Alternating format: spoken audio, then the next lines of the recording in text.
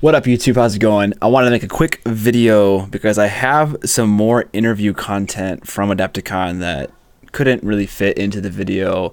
The video is already too long, and also the content didn't fit into the questions that I was asking. I asked two unique individual questions to Matt DiPatrio and Rafaela Pica, and their answers were so just either impassioned or just so helpful for me and applicable to miniature painters that I wanted to get them on the web somehow. So I'm making this quick garbage video just so you can see the answers to these other questions that I asked them that didn't make it into the main Adepticon video. So without further ado, enjoy. I have one more question, and it's one I just kind of thought of. Sometimes this is related to competition. Sometimes I enter pieces. Lately there were online competitions, and when I look at my piece, there's a tendency to think that it's better than a lot of other ones there. And sometimes when I don't get the reaction from people that my piece is also really good, it makes me think that I'm wearing glasses that make my thing look better than everyone else's. Mm-hmm. So there's a fear in me that I don't paint as good as I think I do, and I'm viewing my world through a lens that is manipulating me to think that I paint better than I really do paint. This is a real kind of fear of mine. So I was just curious, I haven't asked this question to anyone else, but I was just curious, is that something that's kind of a reality for you too, or is that not something you struggle with? It was more in the past. Okay. So I think that's pretty natural, especially if you're not super experienced with competitions. Mm-hmm. When I started out, I tended to be a little bit the same. I always respect the other entries. Absolutely. Sure, absolutely. But sometimes you can think like, because you know your process, you know how much work you invested, so you are much more attached to your piece than to the others. Right. Because all the other pieces are like just painted models by different painters. But your piece has emotional value in it from yourself. So you kind of overvalue that aspect of the final product. For the other painters, it's the other way around. Yeah. So they just see what you painted. They just see the model and the paint. But you see the emotional value. And if you invest a lot of time, the emotional value that you have in this piece, it's very high. So it's like an old car. For some people, 76 Camaro is just like an old car. It's trash. Sure, I would rather drive a Prius. You know, takes less gasoline. So it's terrible. Yeah, it's very calm and it's a nice car. For other people, maybe their father was driving the exact same car and they spent their half childhood in this car, so they value the same car in a completely different way, even if it's objectively exactly the same. And that's the same thing that happens with miniatures. So that's really hard to overcome. But if you are entering into more and more competitions, and especially if you start teaching others, you will get a more objective view on your own pieces, and you will get, after you finish your piece, because while you do it, you will always be emotionally attached in some way. But as you get more professional, I started to be emotionally detached from the piece as soon as I finish it. In the past, I kept my pieces for years, and then after like 1 or 2 years, I sold them because I couldn't give them away. There was so much time and heart and blood and sweat invested in them that I just couldn't give them away. Even if the person offered me like horrendous amounts of money, I would just say, no, I want to keep it for a little bit. Now, I finish a piece, I sell it. It's finished, I had my good time with it, it's done. So now I'm more detached emotionally from the piece, and I can judge it more objectively, and then I can also judge it compared to other pieces more objectively. And I can just say, okay, this is my expectation, it's more realistic, I guess, and if the outcome is more or less what I expected, then everything's fine, even if I don't win. So I think it's emotional attachment. Okay, yeah, that's a really good way to kind of quantify that. I never thought of it that way. Yeah, like that's my big dream now. You know, like at first my dream was to, you know, paint miniatures for a living, and so I've been doing that. I did that for Privateer Press for a decade, and then the dream was for me to, you know, go independent and paint for collectors and have more variety in what I'm doing, and so I could continue to grow as an artist.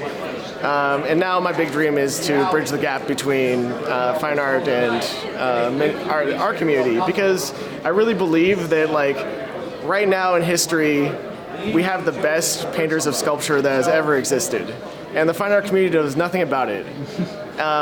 But we're not painting our own ideas almost all of the time. It's like, 95% of the time, you're painting something that's pop cultural or like something that's not your own idea, and it's not accessible to somebody who's not into our what we're into.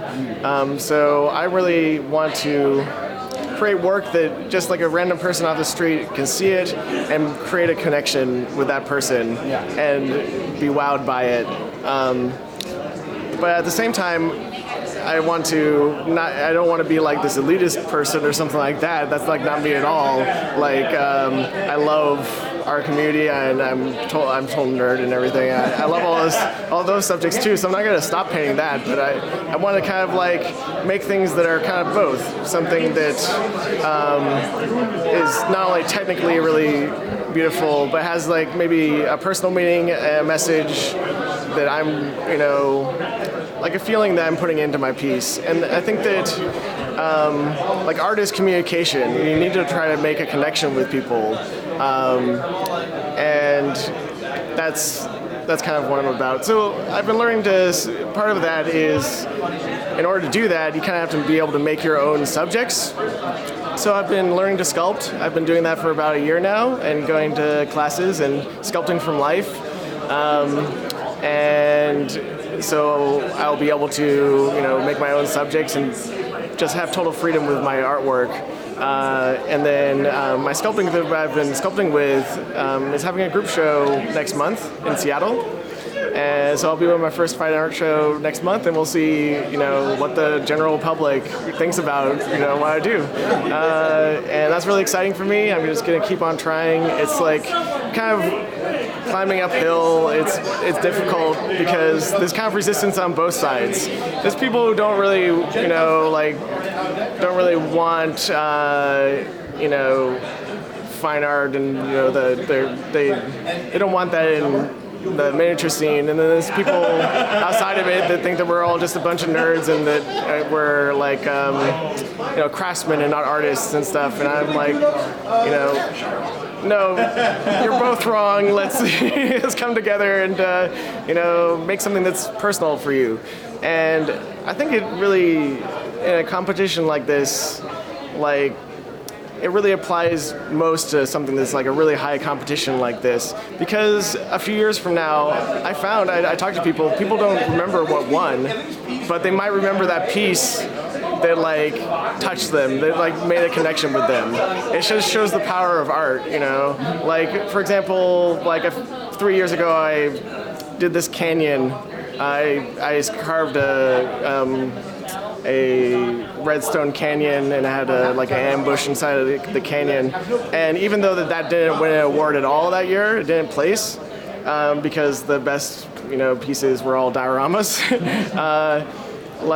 People will still come up to me, and when they realize I had done that piece, they'll tell me how much it brought back some memories, or it felt like that they were there, and that sort of thing. And that's what I'm trying to do with my work, is make a connection with people and make them feel something. And it's not necessarily and the magic of it is they might not necessarily see what I see, what I'm feeling.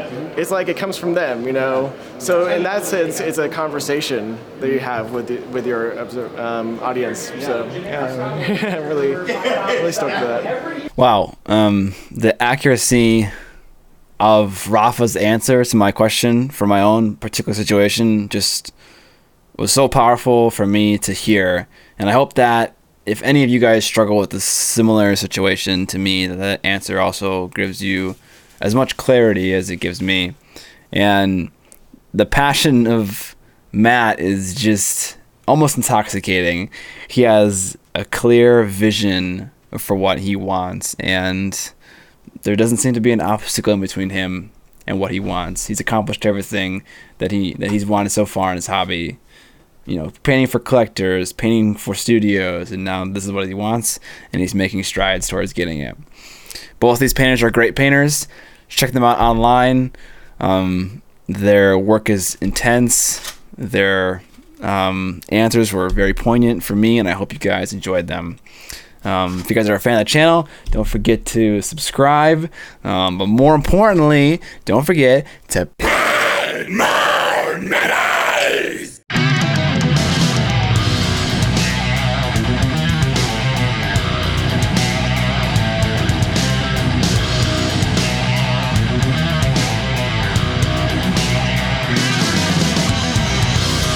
To paint more minis.